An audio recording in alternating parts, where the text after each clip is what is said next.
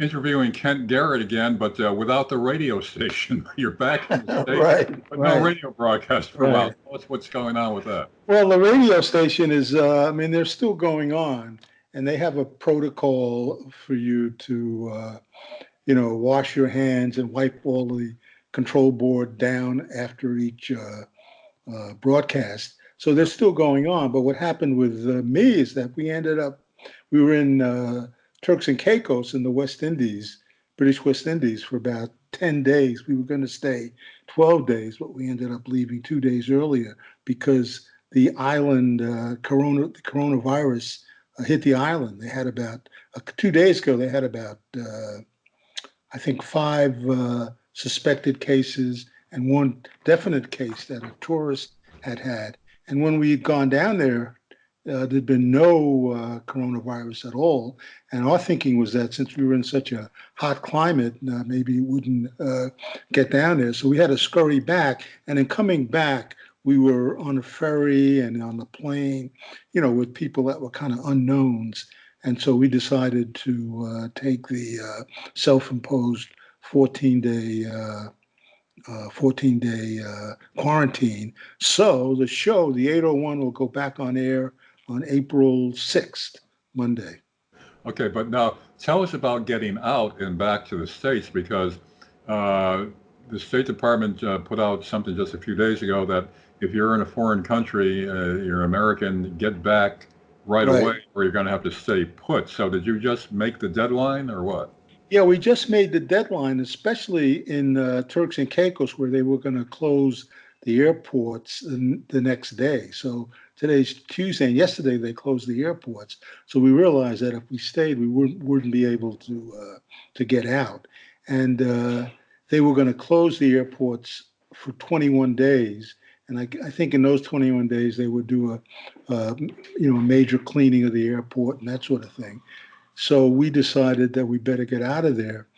If we had stayed, we were on an island, and they don't have very, sophisticated medical facilities. So if we did get sick, it made more sense to be here in the States rather than down there. Do you have any idea whether you came in contact with anybody on the islands that came down with it? I don't think so. I mean, as soon as they heard about the cases, they went to a mode where you had to wash your hands and use the sanitizer to go into any stores and the restaurants and that sort of stuff. But luckily, we didn't. We were really in a remote area and didn't have much contact with the locals. So I don't think I did. So but this is just a precaution. Turks and Caicos is in the Caribbean. Caribbean, right? Not too far from Cuba and the Bahamas. Right. So from there, you went into what, Newark Airport? Yeah, we came into Newark late Sunday night, and that was totally like a ghost town. It was like one of those movies. Very few people, everybody wearing a mask, and no one getting close to you, and everybody obeying this, stand 6 feet apart thing. This was in the airport itself? In the airport itself, yeah. Now, what about the filtration process there of people coming in? Since you came from the islands where there were some cases, was there any resistance to letting you pass through? No, there was no resistance there. I think earlier in the day we had heard that some flights coming in from countries that had more intense coronavirus, some of those flights had been they'd been actually taking people's temperatures, and we thought that would happen to us, but it didn't. I mean, again, we got in about 12 o'clock at night. So what did they ask you when you came in? They actually didn't ask us anything. I mean, it was almost like a normal procedure going through, customs, in the sense that the flight came directly from the Turks and Caicos right to Newark. So it's kind of a matter they were flagging certain parts of certain areas that people were returning from. Since and Caicos at the time had few or any restricted, they let you through. Right, exactly. Yeah. Now you're back where in upstate New York? We're back in New York State, up in Roxbury. We're back. All right.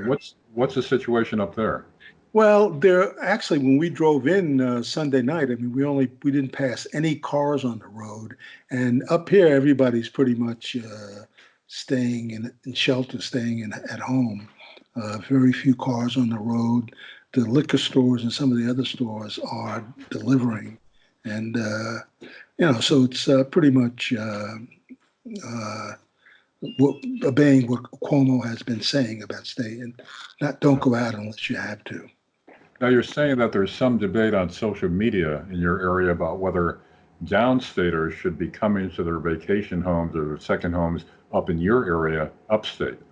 Right. I mean, there are about, I think a few days ago, about 3 or 4 counties up here through social media and, Facebook and sending out emails suggested that second homeowners not come up here because we don't have the facilities. For one, they might be bringing the coronavirus when they come, and two, we don't have the facilities to medical facilities to deal with if they do get sick. So that's been a big area of contention. I mean, one county, Ulster County, sent out a counter directive saying that we're not like that. I mean, we welcome everybody.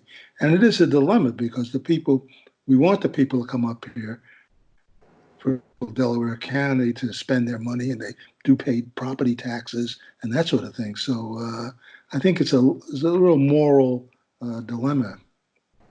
Right. The local economy where you are is significantly dependent Right. on downstaters coming up and spending their money there. Right. And they've come up all winter to spend their money on skiing, and then in the summer times it's to go hiking and some of the arts festivals, that sort of thing. So, it's disingenuous to say, well, now, when the stuff hits the fan, you can't come up here to your second home. Yeah. I don't know, you haven't had much chance to follow the news since you've been down in the island. No. But Cuomo has been coming on daily with these press conferences that I think are akin to Roosevelt's fireside chats during the Depression, where it's a very reassuring tone. He's taken a very folksy tone, and he's getting a lot of recognition for leadership in that. And rumors are, some reports are that Trump himself is kind of envious because really, yeah, some really good results on this. So what's interesting, though, is that up until now, your governor has been saying everybody stay in place, including young people who falsely think that they're invulnerable. Right. Since Trump went on the air the other day and said, well, we can't have this going on forever. This lockdown will wreck the economy. We've got to start reassessing whether we open it back up soon. Right. And now Cuomo is kind of drifting that way, saying that, well, maybe in a while we should think about whether some young people could be going out again. So it's interesting what's going on and which way this is going to go. But don't you think, though, that no one's going to go back to work or back to normal unless they deal with the virus? In other words, there'll be some people who say, might be forced to go back to work because of the virus. But I think people are still not going to go out unless they deal with, stopping the virus somehow. Don't you think? Well, the younger people, the millennials, are the ones that they're having a lot of trouble with, and the ones that Cuomo has repeatedly been scolding. That you got to stay in because if you don't get it, you could spread it to older people who will. So younger people might just be they're chomping on the bit to get the signal. What are you doing down there personally yourself? Well, we're kind of self-isolating. I am anyway. I'm doing a lot of stuff what we're doing now from inside. But my wife, unfortunately, is a pharmacist, and she has to go to work and deal with customers. A lot of them are coming in sick. There's no real provisions to protect the pharmacist with masks or anything like that. So I'm quite worried about my wife. Yeah. Wow. This is unbelievable. A month ago, who would have thought it would have come to this? This is like a science fiction movie. It really is. Yeah. I mean, if someone had written the screenplay, it wouldn't have been believable. I mean, well, there were a few in the last few years before this hit. One was called outbreak, I think. The other one was contagion, something like that. And Uh-huh. had that kind of scenario where, it was spread from international flight, Yeah. just blossomed from there until Yeah. it covered the whole United States and the world. Yeah.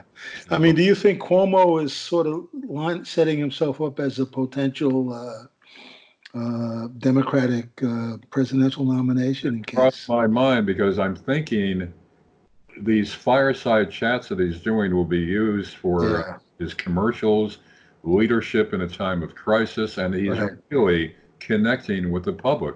I Yeah. have friends who are very conservative. They used to despise Cuomo, and they're saying, Yeah. "Hey, I like Cuomo. They're Yeah. kind of Yeah. mad that they like him, but he's Yeah. really coming across so far. Although now Yeah. he seems to be drifting towards what Trump is saying, so I don't know how that's going to affect it. But up until now, these daily press conferences, it's humorous, it's folksy. He had his daughter on the other day saying, I'm the governor of the state of New York, but I can't tell her anything.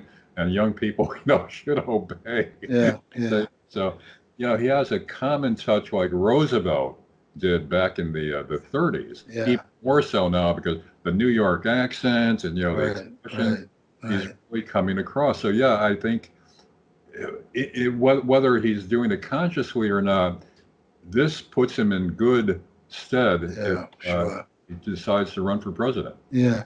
Well, how is the media handling it? Are they still in their regular studios, and is this Well, pretty much? there's a lot of them that are remoting from home.